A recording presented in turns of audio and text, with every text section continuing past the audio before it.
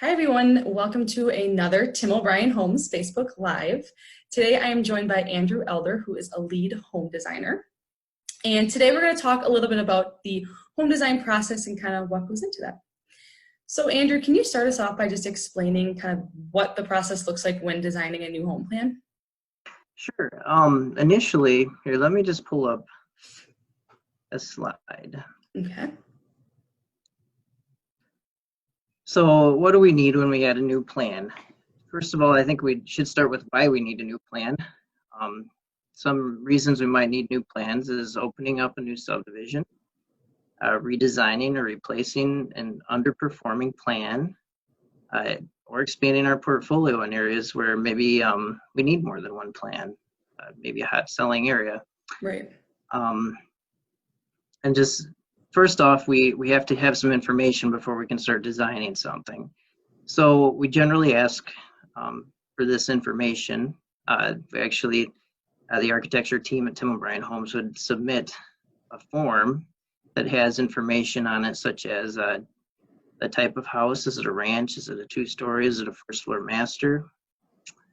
Square footage range, how big the house is going to be. Garage configuration, if the garage has to be in front of the house or behind the house. Bedroom count, how many rooms you need. Bathroom count as well. Any special rooms, do you want a pocket office? Do you want a large laundry room? Those kind of things would be there. And then your max depth and width, what size lot are you going to fit this house on? And then elevation styles, do you want a farmhouse? Do you want a craftsman? Do you want a prairie? Then what we do is we take that information back and we start designing. I usually start with the schematics, like where your traffic flows are, where your public space is, where your private space is. And from there, we come up with sketches. I don't know if you can see this real well, but this is the first sketch. I'm just using the Havenwood, our parade model from last year.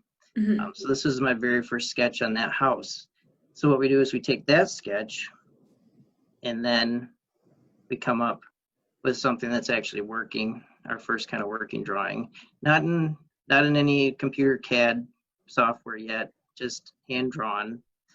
And this is what we would take to the committee to have reviewed.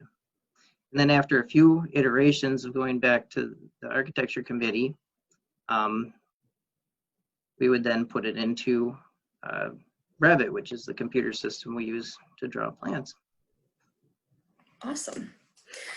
And then obviously when you guys are creating those home plans, there is a set plan that it starts out at, but what are some ways that a customer would be able to personalize that plan and change it up a bit if that was something they were looking to do? I'm going to share the screen one more time. Okay. So as you know, we have a portfolio of plans that a customer can choose from. Mm-hmm. Within each plan, there's a set number of options. I'm just going to use the Monterey as an example. So the Monterey has a base plan, but then you can also choose a farmhouse or a craftsman or a French country elevation. There's different structural options. You can see the 3-car garage options here, or like a bay window off of the dinette. Deck options. Let's see. So like this house, for instance, has an extension to the great room. It has a bay window. It has doors on a flex room, a nice island option,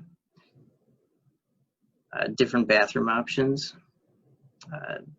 a reconfigured rear foyer with a pocket office, a guest suite in the front, and a rear porch option, also along with our 3-car garage option. So a customer really can look through these and choose what options would best fit their lifestyle. Cool. And what they're looking for in their new dream home. Yeah. And how do you guys come up with those set options? So this generally would go through our architecture committee. They could vary from requests from our sales team, what they've seen talking to customers. It could be comments on our surveys. It could be just, let's see what else.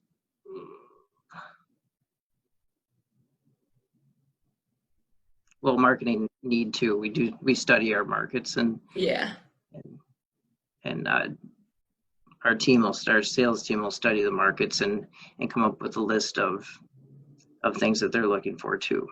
Okay, cool. So it's kind of a group effort, not just while you guys are coming up with the plans. You don't just think of things off the top of your head.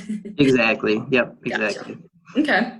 And then I guess, are there some common elements that are in a lot of new home plans that have become more popular over the past few years or so that you guys see a lot, or that you make sure you add to home plans now that you didn't before maybe?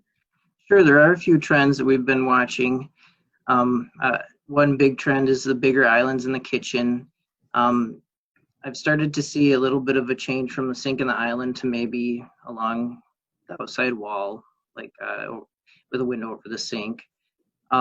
Also big laundry rooms where you walk right in the laundry room from the garage, but you might have a desk in there, you might have an island, multitask area, which we would call a family command center. Stairs off of living spaces instead of right off of the front door. And obviously the farmhouse elevation has been a big trend. Yeah, definitely. And then those home plans that you guys come up with, do they ever change over time? I know obviously plans don't last forever, but do you ever keep a specific plan and just change certain elements within it? Yes, we continually change our plans. We in the architecture committee take sales data, survey data, and requests from sales for changes. Every quarter, we're looking at how our plan is performing, if customers are choosing it, different options that customers are choosing, and we'll adjust the plan as needed. Gotcha.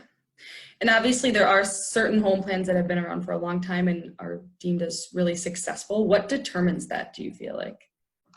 I really think it is getting everything a customer wants within their price range. So we're designing the homes that obviously the customer wants and can afford. Yeah. And I know you kind of went through the whole briefly went over the whole process of coming up with those new plans. What's your favorite part of that whole process? I like the initial design, coming up with something new. Yeah, that's the best part.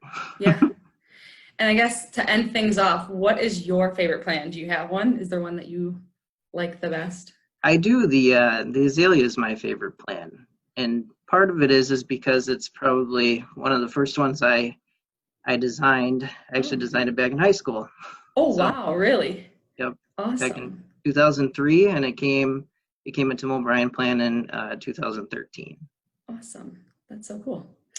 Well, thank you so much for joining us today, Andrew, and kind of giving us a little bit more information about the home design process.